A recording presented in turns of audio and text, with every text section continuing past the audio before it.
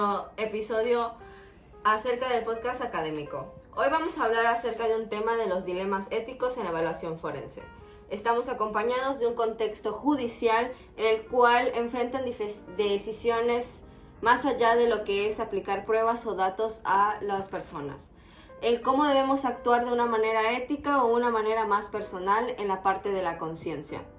Hoy estamos acompañados de 3 ponentes: Esteban Owicat, que es la parte neutral; Rosalba Cruz, que es la parte personal; y Braulio Martiñón, que defiende la parte de la conciencia en la parte científica. Empezaremos con la siguiente pregunta. ¿Debemos guiarnos únicamente por la ciencia y la objetividad? ¿O es necesario también construir nuestra conciencia en el impacto humano de nuestras decisiones? ¿Podemos comenzar contigo, Rosalba? Definitivamente no podemos guiarnos solo de la ciencia y la objetividad técnica. La ciencia es solo una herramienta en sí. La evaluación forense no ocurre como en un laboratorio aislado, sino en un contexto en donde nuestras palabras pueden herir o impactar a una persona que va a perder la custodia de su hijo, tiene un abuso sexual, es víctima de algo. Entonces nuestras palabras deben de ser importantes en la forma en la cómo los decimos. No digo que la ciencia no importe en esto, porque la ciencia valida algo, pero hay que humanizar un poco más el hecho de poder hacer una evaluación forense. Claro que debemos usar instrumentos válidos, aplicar protocolos, entre otras técnicas, ¿no? Pero si no sabemos cómo usar nuestras palabras para no impactar en la otra persona, creo que no estamos haciendo un buen trabajo y tendemos a deshumanizar. No estamos tratando con números o con objetos, sino estamos tratando con humanos. En sí, la conciencia ética no se pone en la ciencia, sino la guía. Más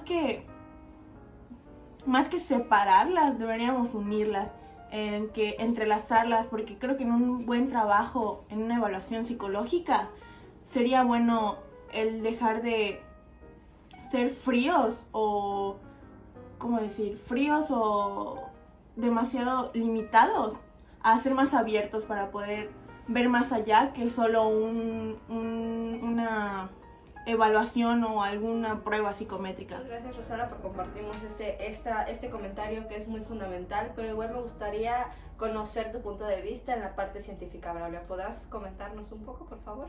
Bueno, gracias por cederme la palabra, Tsiri, y también a ti, Rosalba, por responder. Respecto a la pregunta, yo considero que como tal la conciencia sí es importante, pero estamos hablando de algo fundamental, que es que la psicología forense es un proceso de evaluación. ¿A qué me refiero con esto? No es una terapia clínica que se pueda dar en un entorno controlado como un consultorio. No, estamos hablando de una evaluación, de un seguimiento a un caso clínico. Eso es importante, seguir las normas.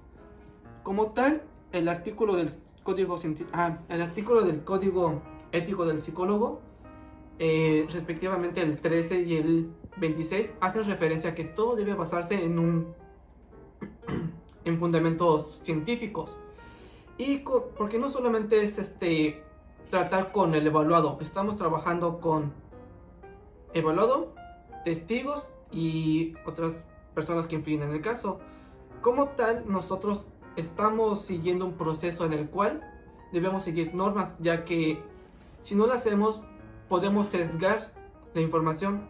Nuestro dictamen puede ser rechazado, y es por eso que debemos considerar que todo debe llevarse a través de un código establecido o normas en este caso. Muchas gracias por su punto de vista de los dos. Quisiera saber un poquito más acerca de este tema y me planteo una pregunta más. Has planteado muy bien la parte y con mucha firmeza la parte de la objetividad científica y que es un deber ético, y lo puedo entender. Pero sin embargo, ¿qué pasa con la objetividad cuando los aspectos humanos se dejan de lado? Porque no es nada más se capturan las pruebas y ya está. Entonces quisiera escuchar un poco más de ti, Rosalba, en cuanto a qué opinas acerca de esta patente en cuestión a la separación que puede tener la ciencia y la ética. Muchas gracias por la pregunta, Tsiri.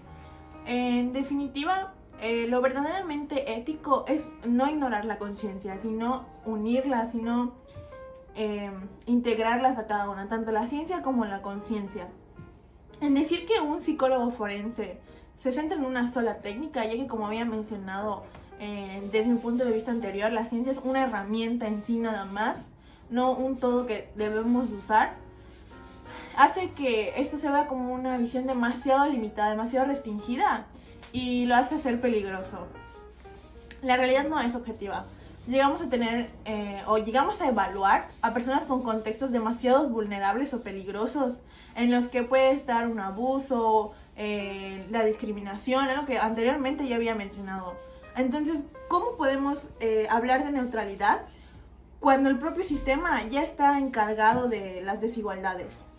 Algo que me gustaría mencionar, algo que tengo aquí apuntado y leerles, es que el código ético también habla de beneficencia, que en el artículo 2 nos habla de respecto a la dignidad y en el artículo 4 no de maleficencia, incluso en el propio de justicia. No se trata solo de llevar emociones, sino de ejercer una ética crítica y responsables. Hay informes que, aunque científicamente son correctos, terminan avalando decisiones judiciales que son injustas para la persona que está haciendo esto de, ¿cómo se dice? Está siendo procesada, por así decirlo. Gracias, Rosalba. Nos dejas pensando en cuestión a cómo se maneja la parte ética. Pero Esteban, me gustaría saber, tú que proporcionas en la parte del debate como un mediador, ¿qué ves aparente en el conflicto entre la ciencia y la conciencia? Bueno, pues primeramente yo creo que van a escuchar mucho de mí en esta sesión, en este podcast. El hecho de que pues yo sí concuerdo mucho tanto con Braulio como Rosalba, porque pues están poniendo en la mesa razones de demasiado peso igualitario, ya que pues por una parte no podemos el no mencionar el hecho de que la objetividad técnica es necesaria para la credibilidad del psicólogo forense, y a su vez la validez es necesaria para la intervención. Pero tampoco podemos no obviar el hecho de que, ¿cómo se menciona? De que las evaluaciones que se implementan no tienen consecuencias éticas. O sea, realmente considero que es algo que no te tiene que decir, ¿no? Al fin y al cabo, la ética no diría yo que se está oponiendo a la ciencia. Más bien es como algo más complementario, debido a que pues no existen respuestas correctas, digamos, desde ese punto, pero sí hay que tener presentes muchas preguntas. El hecho de que nos tenemos que preguntar, ¿estoy siendo justo? ¿Estoy dañando o estoy perjudicando? ¿Estoy haciendo algo para las personas realmente vulnerables en este caso? Y creo que son preguntas que pues tenemos que hacernos, tenemos que realizarlo siempre, porque al fin y al cabo, pues como menciono, son dos complementarias. Y aunado a eso, pues también podemos hablar de que, pues, y reitero, ¿no? Más bien me gustaría referirme a la ética y la ciencia no como dos polos opuestos, al contrario, sino como dos cosas necesarias, dos pilares inclusive para la realización del correcto evaluación forense y responsable, ¿no? Realmente eso sí me gustaría mucho que quede claro en ese sentido, que no sean ¿es esta o es esta? Realmente no. Yo sí creo en la conjunción para poder trabajar y tener un trabajo eficiente. Muchas gracias, Esteban. Entiendo ahora un poquito más acerca de cómo ves tú la parte de la ciencia y la conciencia desde una manera más unidas y no tanto como polos opuestos, sino en algo que se pueden complementar y así favorecer el rendimiento que tenga esto en la parte judicial. Siento que es, como tú mencionas, es más que nada como un pilar en tanto la evaluación forense que puede ser. Ahora me gustaría pasar con Braulio. ¿Cómo consideras que el sistema legal puede enfrentar casos en donde los factores emocionales y también los temas traumáticos muy personales pueden estar presentes, pero no son fácilmente medibles hasta cierto punto? Ok, Anchiri, es muy buena la pregunta que planteas. En estos casos, como se trata de una parte emocional como tal, el psicólogo que está haciendo el peritaje debe mencionar en contextos relevantes. ¿A qué se refiere? Que se debe llevar a cabo por un especialista, el cual va a aplicar las pruebas proyectivas y va a analizar estas. Pero es importante considerar que como tal, esto se debe señalar como una prueba cualitativa. Y también se debe considerar que en dado caso que haya cuestiones emocionales y cosas así, se tiene que poner como una clasificación diagnóstica, pero sin diagnosticar, ya que como tal nosotros, al ser evaluadores, por decirlo así, no tenemos la necesidad de llevar un diagnóstico, al menos que el juez lo pida. Ahora, nuestra labor como tal es traducir estos datos. ¿Para qué? Para que, digamos, en un proceso jurídico, el juez pueda llevar a cabo una decisión. Y debemos considerar que algo ético es apegarnos al código ético del psicólogo y también llevar un proceso científico, ya que no solo estamos trabajando con poniendo en riesgo nuestra cédula profesional, sino también la vida de otras personas. Muchas gracias por compartir este comentario con nosotros, Braulio. Me parece una parte en la que mencionas que es más que nada emocional y puede estar muy presente. Hago énfasis en la parte donde la labor del psicólogo forense o peritaje es traducir más que nada todos estos datos acumulados en la situación, pero cómo no vemos la parte humana, ¿no? Pero bueno, no tomando partido de ninguna de las dos partes. En cuanto a ti, Rosalba, una pregunta que te seguiría sería que ¿cómo le haces o en la parte de no temes a la postura más emocional o la crítica del sistema que pueda haber en cuanto se ponga la duda de la credibilidad del psicólogo forense en el tribunal más que nada? Sí, claro que es un riesgo. Es por eso que la ética debe estar bien fundamentada. No hablo de ser demasiado emocional o muy humanista. O sea, no quiero decir que nos guiemos nada más en lo que es las emociones, sino que haya un equilibrio entre cada una de ellas, sino de tener un valor ético que pueda señalar cuándo el contexto de la evaluación no es justo o válido. El poder ver en qué momentos podemos usar estas emociones o usar, vamos a decir, entre comillas, esta subjetividad, ¿no? Y no solo centrarnos en algo estructurado, en algo que la ciencia vaya a ser frío o demasiado limitado. El informe debe de argumentar cada punto, pero también puede dejar constancia de condiciones que pueden afectar la objetividad. Esto no creo que vaya a restar credibilidad a las cosas, sino que más que nada la puede fortalecer. Perfecto, Rosalba. Entiendo tu punto de vista y considero que es una parte muy importante en cuanto a la parte personal y también en la parte humana de la persona, no dando todo el valor ético, sino también interviniendo hasta la parte humana. Esteban, ¿cómo puedes mantener o compartirnos un ejemplo que hayas visto en la necesidad de lo que sea posible, el combinar estas dos entre la ciencia y la conciencia dentro de una evaluación? Sí, de hecho, creo que son situaciones que pasan más de lo que nosotros podemos llegar a pensar, porque pues al fin y al cabo son situaciones de la vida cotidiana, la vida diaria, ¿no? De hecho, hace poco tuvimos un caso de un adolescente en el cual pues estuvo involucrado en un robo, pero pues también investigando y dando un poquito más el contexto que tenía esta chica, pues pudimos descubrir que tenía partes de abuso sexual por parte de su familia. De igual manera pues tenía un abandono en muy temprana edad, como en la infancia. Igual pues si solo veíamos esa parte, solo detonaba mucha impulsividad. Sin embargo, pues tuvimos que indagar más debido pues para completar el informe.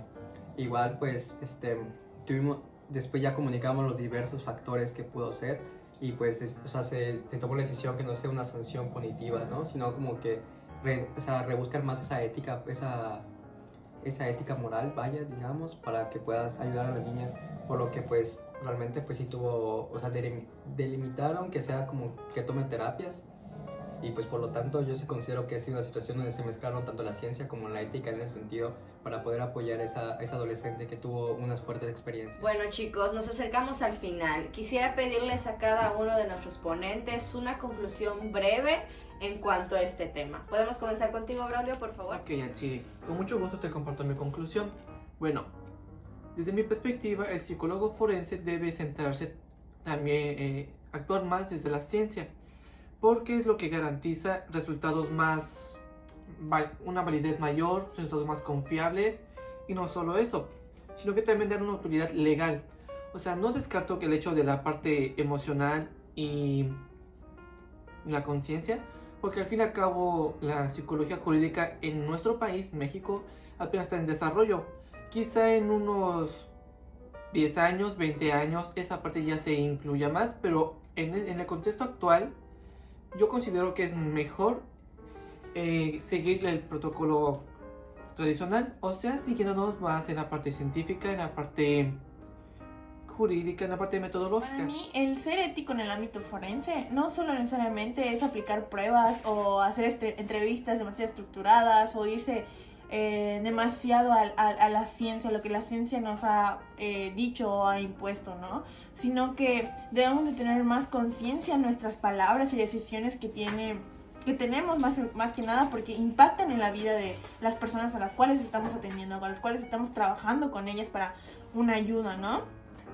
Ya que no se trata solo de moralizar, sino que también de actuar con humanidad y responsabilidad de lo que nosotros hacemos, porque tendemos a estar con personas que son vulnerables, que están en un momento vulnerable, y el tratarlos de manera fría o distante o como si fueran un objeto puede hacer que la persona no se sienta del todo comprendida en este entorno en donde o todo puede estar en su contra o no.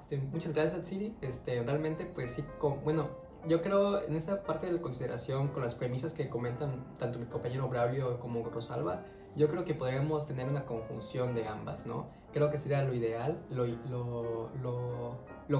correcto en ese tipo de casos, ya que pues si lo pensamos bien detenidamente, pues la ciencia cinética puede llegar a ser demasiado excluyente, demasiado fría. En cambio, pues, si vamos al otro lado, la ética puede llegar a ser muy, muy caótica sin el tipo de método. Igual tenemos que analizar bien el hecho de que nosotros como psicólogos tenemos que desarrollar mucho la responsabilidad, tanto ética, social, en todos los ámbitos, ya que pues de eso es nuestra formación realmente. Nuestro compromiso es con la ética humana en ese sentido. Muchas gracias, chicos, por compartir todas sus ideas con tanta claridad y profundidad sobre el tema. En este espacio lo que nos ayuda es la demostración acerca del tema de dilemas éticos, que no tienen unas respuestas simples, pero sí nos invitan a pensar un poco, a cuestionarnos bastante y para de manera más íntegra poder tener conceptos clave y poder llenar nuestro vocablo de muchas más cosas. Más que nada, como estudiantes de psicología, en la parte nos ayudó mucho a comprender la complejidad que es la evaluación forense, que nos prepara no solo para casos clínicos o casos técnicos, sino también como profesionales éticos, porque aquí es la unión de dos cosas, tanto la parte humana como la parte de ciencia, en la que las dos nos ayudan a poder comprender mejor al ser humano y así poder ayudar a su totalidad. Entonces, muchas gracias por todo. Nos vemos en la siguiente cápsula. Muchas gracias. Hasta la próxima.